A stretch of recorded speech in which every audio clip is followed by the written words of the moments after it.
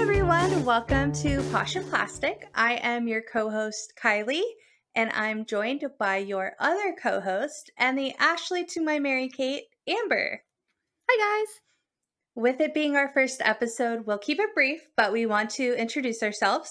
I live in Georgia. I just moved here last year, and Amber's in California. We pretty much flip-flopped because I'm originally from California and she's from the South, born in Florida and moved all over the country pretty much. We met doing an internship during college as we were assigned to be roommates, and we've been best friends ever since. We bond on nostalgia and are always talking about things from the 90s and 2000s, which is what conceived this podcast. So, Amber, why don't you explain what our friends at home can expect when they join us each week? So, Kylie is going to cover a topic from the 90s, and I'm going to bring you something from the 2000s every week. This can be anything from music, movies, shows, to a person, or even a big event. We want you to relax and enjoy, so we'll be keeping it light for the most part. Obviously, some heavy things happened during our good old days, so we will be covering them. But on a week that, like, one of us is covering something that's a little bit heavier, the other will do something that's light and fun, so it won't be gloom and doom for the whole time. And that's our promise. We also want to keep things lighter and may leave parts out that keep it either positive or just in respect of those involved. We will be covering those things on either Patreon or something to that effect, and we'll let you know about those things. We're super excited to get this started, and we have really long list of topics for both decades. So be patient with us if there's a topic you're dying for. There's so many iconic things we have to talk about. We literally have years worth of episodes planned. All right, guys, we're going to get started. So wind up, wind down, and let's hit rewind. So my topic today is Lisa Frank. My resources are the greatest, Wikipedia, also Cafe Mom, Dark History by Bailey Sarian, and wait for it, my personal email inbox. If you were a boy or lived under a rock in the 90s, that's the only way you're going to get a pass for not knowing what Lisa Frank was. It was everywhere. Okay, so Lisa Frank was a brand of a lot. I remember mainly school supplies, folders, pencils, backpacks, lunch boxes, stickers, and let us not forget the art sets. Do you remember the art kits you'd get for Christmas, Amber? Yes, the ones with the velvet. Yes. Oh my gosh, I loved them. They had like the markers and the crayons, the watercolors, and the oil pastels. Truly Those were like amazing. the beginning of like an artist in our young days. For real. I would go crazy with those. Lisa Frank was an icon for little girls everywhere in the 90s. It was known for its rainbow palette, besides replacing the color red with hot pink, and artwork circling around characters such as aliens, unicorns, puppies, dolphins, tigers, basically anything a little girl would find cute. How did this explode into the hearts of girls everywhere, though? Lisa Frank originated in Tucson, Arizona. Shout out, I used to live there. I don't recommend you go visit. Okay, bye. The reason its headquarters are in Tucson is due to Lisa moving there to attend the University of Arizona to study art, and she moved there from Detroit in the 1970s. It's quite a difference of places.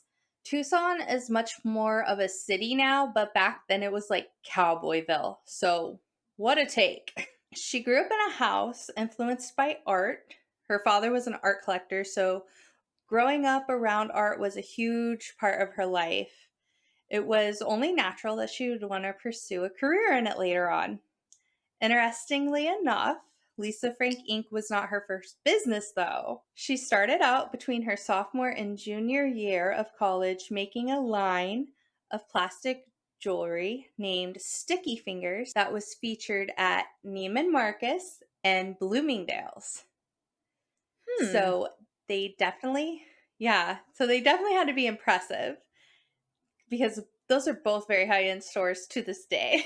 Yeah, I'm surprised that they would want to have a brand named Sticky Fingers in their store because it just seems a little like off brand for those high end department stores. But like you said, her stuff must have been high end. And when you say like jewelry like this, it makes me think of Betsy Johnson. You know how she's got the big oversized Oh, earrings and yeah. stuff? It kind of makes me think of that. Yeah, you're right. Definitely, that's a good point. I would never have thought to compare Lisa Frank to Betsy Johnson, but when you make that comparison, it clicks. Yeah. The bright colors and yeah, huh. Yeah, so these pieces included bright colors, obviously. They also had fruit and novelty characters. She included Betty Boop. So I'm not sure Oh. if there was copyright on that, but yeah. In 1979, Lisa Frank was inspired to open her own company, and voila, Lisa Frank Inc. was born. Mind you, Homegirl is only 24 years old. Get it, bitch. So she started out with creating her first line of stickers. I'm sorry, but the stickers were everything. Did you have a sticker book as a kid? Of course. Anybody who ever was everybody had one. For real, they were so fun. So her stickers were all unique characters of her creation. And up until 89, they were actually created with an airbrush technique. And this process could take anywhere between 9 to 36 hours to complete. Wow. With this, though, in her first year, she racked up a $1 million job with a little company you may have heard of, Spencer's Gifts. Okay. In the 80s, the process of creating these characters changed a little bit. And they started with pencil sketching and it progressed into 18 by 24-inch paintings that would have required approval before moving forward into actually becoming a sticker. So this process went from the maximum of 36 hours to about 3 months. Yikes. Yeah, that's an extension beyond. I mean, well, I mean, thinking about it from the other way, right? That was all creation time of 36 hours. And once it's done, it's done. There's no approval needed, right? Whereas this is now, Right, it's maybe not taking you as long to sketch it out, but now it's taking longer to get that approval. Interesting. right.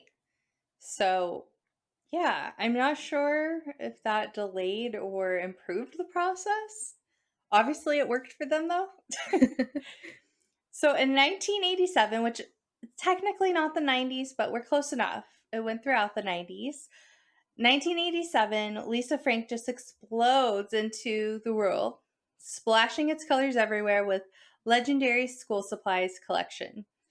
These products featured classic characters like the painter panda, and even to this day, the original characters tend to be what sell the most. Lisa Frank commercials in the 80s came with the slogan, "You gotta have it." Now, do you remember having Lisa Frank commercials when we were kids? I mean, no, if I even do remember it, it would be like a fever dream. I just remember the stuff being everywhere. So if there was a commercial, it's embedded in all of that fever dream. Yeah, I don't remember it at all. But if you go hunting around on the internet, you can actually find a commercial starring a young Mila Kunis. And I tell you, she's like the perfect Lisa Frank Oh. girl. It's truly iconic. Oh my god. She was so cute when she was little. I mean, not that she's not cute still. I don't know. We'll definitely have photos of her available as a Lisa Frank girl. These adorable school supplies are every young girl's biggest aspiration to own. And the school supplies line did so well, it raked in a gross $60 million each year for the company throughout the 1990s. Like, this was it. That's a lot. Right? But we all had to have it. Like, you got Oh to have yeah. it. In 1989, Lisa Frank completely stopped the airbrush technique and moved into using computer software. Like, hello, it's the 90s, let's act like it. But this made it much easier to produce merchandise because the designs were so detailed and intricate. There was some drama And I'll keep it brief. Lisa divorced her husband, who was the CEO and president of her company, in 2005. She made some boss moves and bought him out of his shares in the company for a discount and got all of it back. And the only reason I'm bringing this part up at all is because in the court findings, it was discovered that from 1979 to that point in 2005, the company raked in over $1 billion. Yes, queen. Back in Yeah. 2005, that was a lot of money. Like everyone wanted to It be wasn't even like millionaires, a not thought to billionaires try back to then. achieve it because it was so far off. And she did it. Right. After this, Lisa reclaims her throne as the CEO and she's got everything back. So go girl. And of course, with everything going digital, the sales of their school supplies and whatnot have slowed down, but they are still around. Her headquarters are still in Tucson and they're near the airport. I've never gone over there, but I've Googled Maps it and it's still there. And the building is cute. So, I mean, if you ever have to go to Tucson, that's something you can go hunt down and put on your list, I guess. But yeah, I don't think you can go inside, but you can still get a cute picture outside. Now, I can't talk about Lisa Frank and not Yay. mention all of the characters. So I've curated a list, and in the show notes, I'm going to link the list of photos if you want to follow along. So go ahead and pause really quick and then pull that up and we'll go through it together. Thank you to the site Cafe Mom for this handy resource. So The Girls was our first collection. It was three girls posed together. One had blonde hair, one had red hair, and one had like purple hair, which I think was supposed to be brunette, but sticking to the Lisa Frank palette. They're very trendy. They, for some reason, reminded me of the Powerpuff Girls, but more fashionable. Maybe like Powerpuff Girls meets Bratz. Yeah, I was just gonna say Bratz dolls for sure. And then next up, we have the clown mask, which was a jester with a masquerade mask sitting on top of his head. And we don't need to talk about that one too much, please. It creeps me out. Then we have the Diva Dragonfly, obviously a dragonfly wearing bell bottoms with very flower power vibe. We have the hip hop bears. They were two bears that are dressed very hip hop, kind of remind me of Crisscross. One of the bears' clothes even say hip hop, and the other say yo yo yo all over it. Then we have Roxy and Rolly, which were Siamese cats, very cute. Blanca, which is a swan holding a singular duckling. So I think it was a nod to the ugly duckling, but I'm not sure. Miss Galaxy, which were pageant queen aliens. I don't remember these particular aliens, but honestly, I'm here for it. Slay. Buzz. We have bumblebees. And then we have Dashley, which is a hummingbird. My favorite bird is a hummingbird, so I've always loved this one. Then we have Ruckus, Raider, and Risky, which were St. Bernard puppies. Angel Kitty. This one was super popular. I love Angel Kitty. I remember a lot of people had Angel Kitty. Mhm. Peekaboo, which was a turtle, and the shell was very flower power, which was a repeating theme in the Lisa Frank designs. Honestly, just in the 90s, I remember flower power making a huge comeback. We have Forest. This was one, if not my very favorite design. It was the baby tiger, super Mhm. adorable.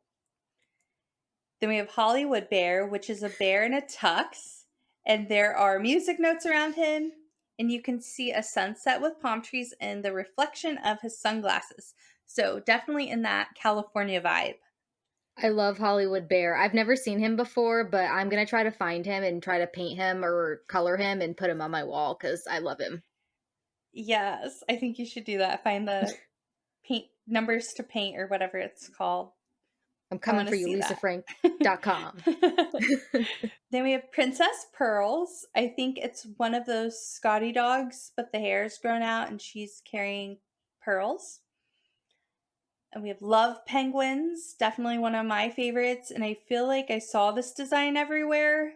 Like, I feel like in class, at least one or two girls had this on a folder. Yeah. We had Spotty and Dottie, obviously Dalmatians. Their spots are different colors and they are carrying paintbrushes in their mouth. We have ballerina bunnies, so cute. Sky, which was the unicorn. Echo, which was the dolphins.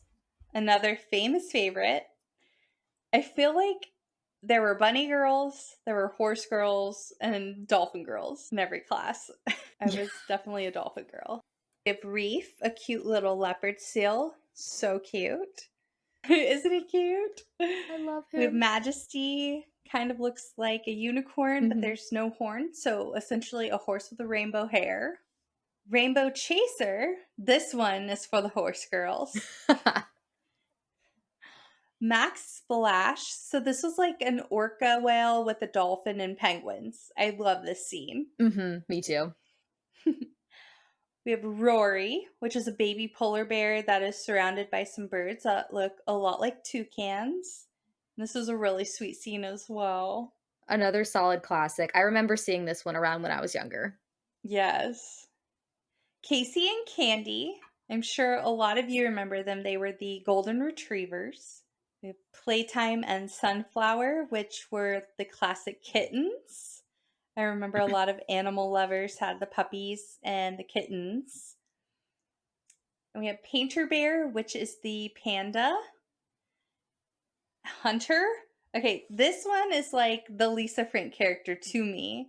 If you were to say Lisa Frank, my brain is picturing Hunter. So it's a tiger with the leopard print and all the colors. And finally, we have Oh. Marky, which is a unicorn flying by the moon. So those are all the characters. I also wanted to share a personal account I've had with the company. So when I did live in Tucson, there was a time I actually applied for like an office manager job. And of course, I got shot all the way down, but I found an email from them in the depths of my email. And this is an old email I don't use anymore. It's my burner email now because it's just been taken over by spam. So I really dug for this email. Um, and I'm going to go ahead and read it since I can say I have a personalized email from Lisa Frank Inc. It reads, Kylie, thank you for your interest in applying for the retracting the actual title position at Lisa Frank Inc.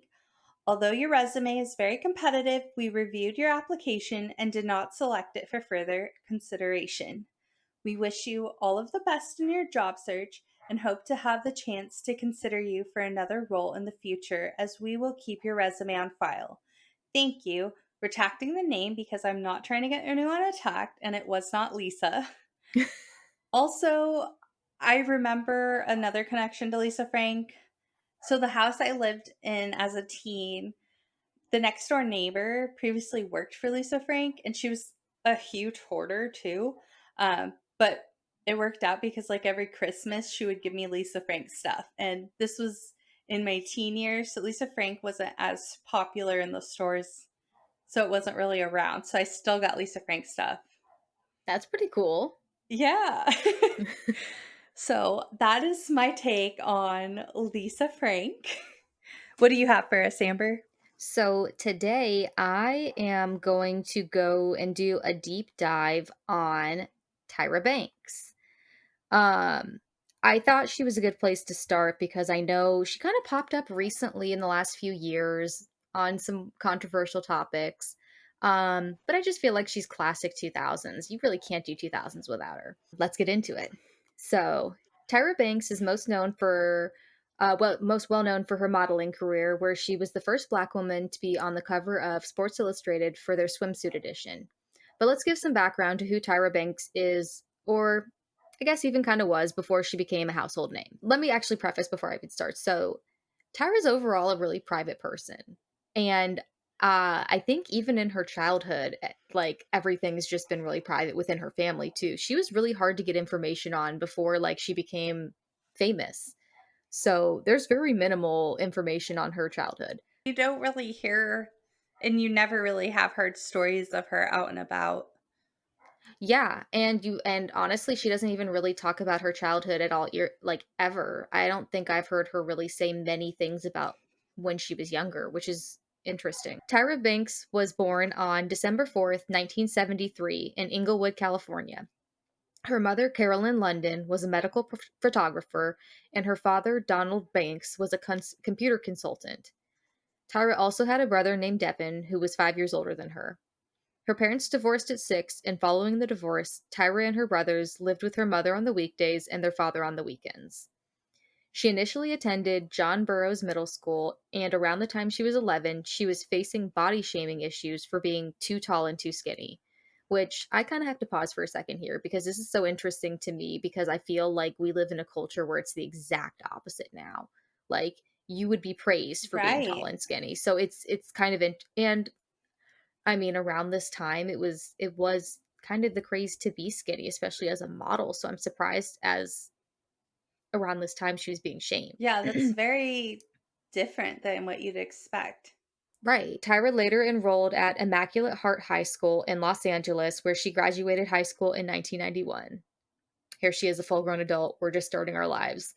1990 fun.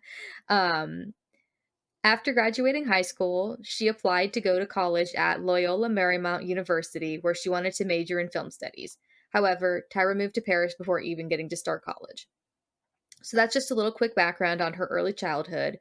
Let's kind of roll into her modeling career and how she became the business mogul that she is today. Tyra began her modeling career at 15. She began trying to find a model agency to sign with, but this proved to be difficult. And this was around 1989, so racism was still extremely present, especially in the modeling industry. I mean, really, any industry at this point.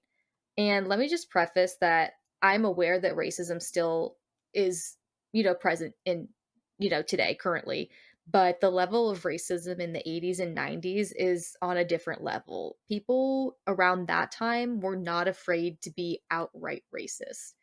People nowadays kind of keep it closed off or it's in the corners, but like they were just flat out racist in the public for all to see. Wow. Um, right? And so for example, this when Tyra was attempting to sign with an agency, she was rejected several times for being either too ethnic or even one agency point out blank said they already had a black woman and didn't want another. Oh my gosh, that is like flat out admitting to having a token black girl. It is. Like I said, this is so beyond jarring to me because it's not only happening on like a person to person level, which is already beyond fucked up, but companies are full on saying like we don't want you. We're good. Thanks. Wow.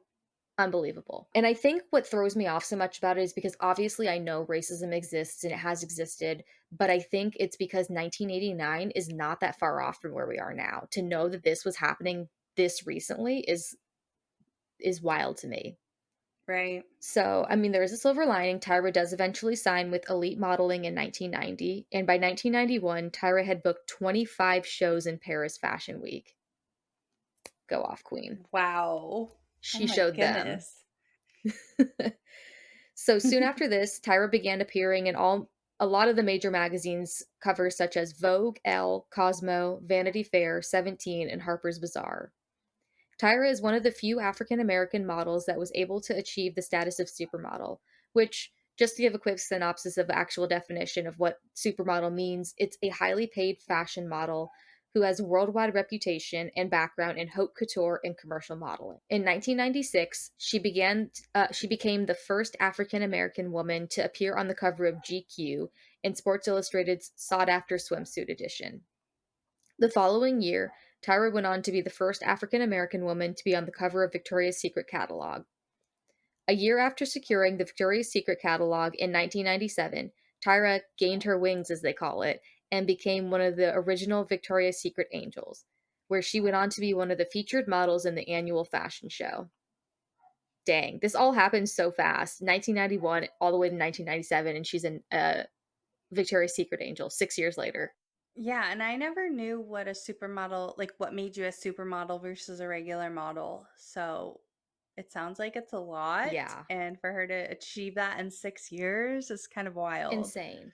Yeah, I didn't know what it was either. And actually, I was like, you know what? I should put this in here because I think people always think super just means like it's just something you add. Like you're just like, I'm a supermodel. It's like, no, it actually has a definition And the Yeah. term was coined in the 90s. So around this time is when like the term was actually coined. Wow. The So more you know. interesting. So, which is honestly funny because if you've ever watched America's Next Top Model, the Janice, one of the models Oh, on there, yes. she always says she's the first supermodel from like whenever she was like the 80s or whatever. I But remember that. Yeah. supermodels didn't technically exist, or maybe it was 80s, 90s. I don't know. So that's up for debate. Anyway, It always made me weird that she called herself the first supermodel and no one else did. well, it was funny because somebody finally asked her. They was like, "What makes you the first supermodel?" She's like, "Cause I say so."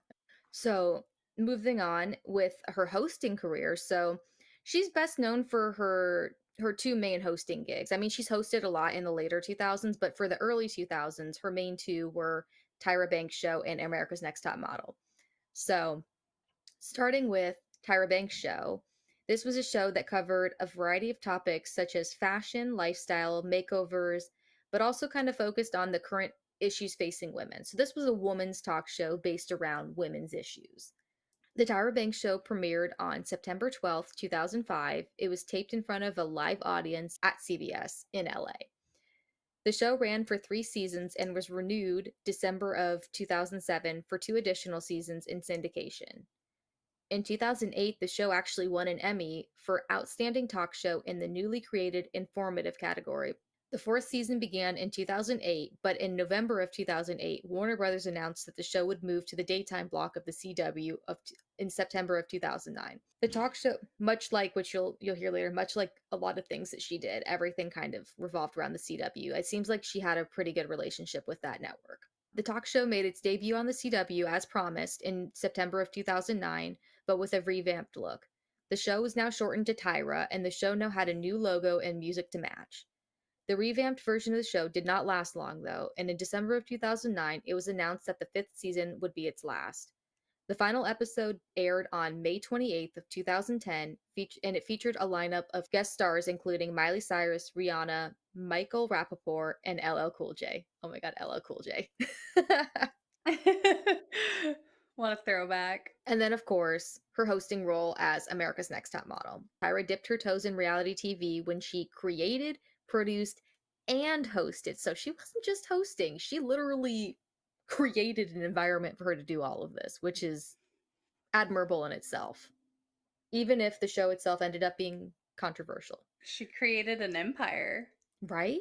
The show was hosted, it was on the UPN, turned to the CW, and it was a competition show with normal girls, aka the girl next door, vying for a spot in the modeling world. The show was an instant hit and became one of the network's highest rated programs for several years. And that's it. That's all I'm giving y'all for now. We'll deep dive later, but that's it for now. I can't give it all away. In the first episode, you guys would never listen to me again. But what I will give you guys next is her music career.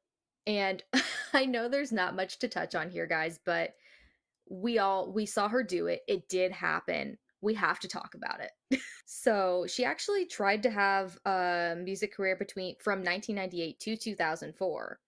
She was trying to become a recording artist, but in 2004 she released her one and only single, Shake Your Body, Body, Move Your Body, Body." And the music video was filmed and featured in an episode of America's Next Top Model as part of a challenge. I'm gonna have to go back and watch the episode again as I'm doing my deep dive and see what the episode looked like. But what I remember is I think they were dancing and roller skating around a lot, like some kind of dance Yeah. competition type thing. I gotta go look Yeah, into I this can again. definitely see the music video in my head. Right? It's like all dark and I can see it. I just can't remember what Yeah. happened. So the track was actually written with Grammy-winning songwriter and producer Rodney Jenkins. And she pretty much wants to forget it ever happened. I think she understood that there was a difference in stage presence between models and musicians. Like she respected the J-Los and the Janet Jacksons, and she understood she kind of didn't fit into that role. She just kind of still wanted to be on stage somewhere. And that's kind of what she explained. So at least she was humble enough to realize it wasn't her space. Yes, she was self-aware. But I Very. feel like to be a 2000s icon, you had to release a single, especially if you couldn't sing. We had Tyra, then we had Mhm. Paris. with Kim, Heidi. Oh my god, Heidi. You're right. No, you're right. It was I mean, even so, if you keep going into the later 2000s, like, on Bravo, all the housewives now, they love, like, releasing just singles, and they're tone deaf, but it's, like, a thing they think they can do, so Yes. I guess it's just a thing. But what she did get right was producing. So she created a company called Bankable Productions. It's an independent film and television production company that was founded by Tyra Banks in 2007. It was actually formerly known as Tie Tie Baby Productions. And I mentioned this just to give a synopsis because if you guys remember from, again, America's Next Top Model, because again, she created, produced, directed, blah, blah, blah, everything America's Next Top Model. So anything you saw on there production wise was her. So at the end of like the first either season or few episodes, you would see the Tie Tie Baby production stuff at the end. And I remember it. And then what I most remember is the bankable productions because that's when at the end there would be a bank vault and it would make the like metal noise of it like closing the door and like shutting, the lock or whatever. And that would be Mhm. the end of the episode. And then it would play the na na na na na na na. Yeah, so that was her production company. And yeah, so some shows that were produced under Bankable Productions, aka Tie Tie Baby Productions. Obviously, America's Next Top Model, the Tyra Banks Show, Stylista, and True Beauty. And all these shows ran on the CW. So, like I said, her production company, Tyra, and the CW all seem to have a pretty good relationship because she just ran with it. And then she also produced or had a hand in the movie The Click that came out in 2008, Mm. which was based on a book series that was similar to like Gossip Girl and all those little preteeny like, you know, what do you call them? Like series Pretty of Little books. Liars. Yeah, exactly. Moving into her acting career, we'll start with her television roles. So, in addition to modeling, Tyra began pursuing an acting career where she had several guest starring roles on multiple popular TV series. She officially made her acting debut with a 7-episode stint in season 4 of Fresh Prince of Bel-Air in 1993.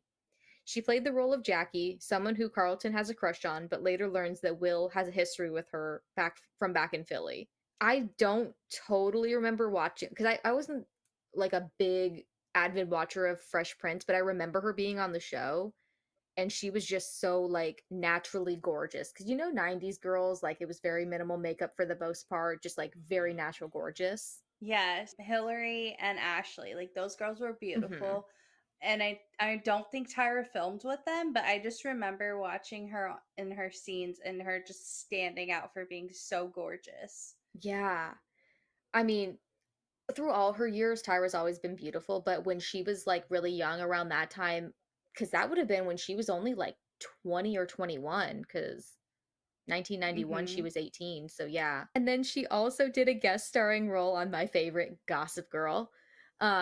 She appeared in Oh, 2009. She was in season 3 and she plays Ursula, a famous actress who befriends Serena van der Woodsen. She ends up playing a dramatic actress who has a supporting role in a new movie that comes out about the Holocaust, which when first introduced to Banks, Ursula, in this role, she comes in very dramatically and enraged, throwing clothes around and being as wild as possible. That's kind of like her role in this scene, or I guess this episode, is she's upset about kind of everything with the movie coming out. She's really nervous, and then what ends up happening is her big scene gets cut. So the whole point is for her to kind of be this dramatic, overly emotional actress. From what I had seen when she did silly like skits on America's Next Top Model, this kind of fit into what I'd seen her do. It was very her. I saw the flair of her come yeah. out when I watched this episode. Hilary Duff is in the episode. They don't interact, but Oh, they it's are both in that the episode. episode. That episode. We all know that episode. Yes, yes. I keep telling you about this episode. You're like, why don't they interact? I'm like, you got me. They really should have done a longer stint with her. I was disappointed. I mean, I get it. Tyra was so busy around this time in 2009, but I wish they could have Mhm. gotten her for like maybe even like a 3-episode stint. We got Hillary for like half a season, it felt like. Moving on to her films and movies. films and movies, that's the same thing. But anyway, so she was in Coyote Ugly. One of, I mean, probably her, I don't know, they're both pretty well known. A very well known film from 2000. Tyra plays Zoe, who is a bartender that works at Coyote Ugly, where the main character, Violet, begins to work and learns to navigate her new job and friends. We all know Coyote Ugly, but she's not the main character. Yeah, and honestly, I hadn't seen that until I was older. I wasn't Yeah. allowed for whatever reasons, but I remember hitting play, expecting her to have a bigger role, and I was pretty disappointed in her having like 3 lines. Yeah, see, that's depressing. So, yeah, I mean, it's nice that she's there, but that's definitely not her biggest film, I would say. Right. I would personally say, but I mean, that's me being biased, would be Life Size. Oh, yes. So, I'll give a quick rundown of the movie synopsis for those who have never seen it. The movie's plot centers around a young girl named Casey Stewart, played by a young Lindsay Lohan, who is grieving the loss of her mother. Casey accidentally brings her Eve doll, played by Tyra Banks, to life when she performs a magic spell in effort to ease her loneliness and grief. The Eve doll is a fashion doll who comes to life and is as a life-size live woman, and it's the and she is the embodiment of Casey's idealized version of her deceased mother. Eve, Tyra Banks, helps Casey navigate the challenges of growing up and provides emotional support and guidance. Through their interactions, Casey learns the importance of life lessons and gains self confidence. The film explores themes of loss, friendship, and personal growth while maintaining a light and comedic tone. I mean, I remember this movie overall, and it really, yeah, I would say it was definitely light, but there were some really sad moments too, where I was like, oh, it Yeah, really it's like definitely got a tugged. darker side, but I don't know. The magic kind of Right? gives it the happiness too. But it touches on dark topics. Totally. I think this was like as kids, this was probably one of our first like liaisons into like preteen stuff with like a little bit more Mhm. like substance to it. But I will say my favorite core memory of this movie is when Tyra Banks is sitting at the computer in her little pink tweed outfit and she's just typing and it's just straight gibberish and the boss walks by Yes. and she's just smiling like ah, and he's like, "What are you doing?" That is a hilarious part. There's so many iconic parts of that movie. It's so good. Um, I wish they would still play it on like Freeform, but I haven't seen it play. You can't find it anywhere either. And I also wanted to, so I wanted to touch on her personal life and all that, but like I had stated previously, like her early childhood was hard to find stuff on. If that was hard to find, I mean, she got better over the years at hiding her Right. adult life. So I mean, I felt like she was pretty open with us in the early 2000s, but what we saw was her kind of get mocked. So what happened was the paparazzi kind of just fucked around and like her weight would fluctuate a lot as she got older and they kind of would just abuse her in the media. She's fat, she's skinny, she's not right. Like, it was she couldn't do anything right.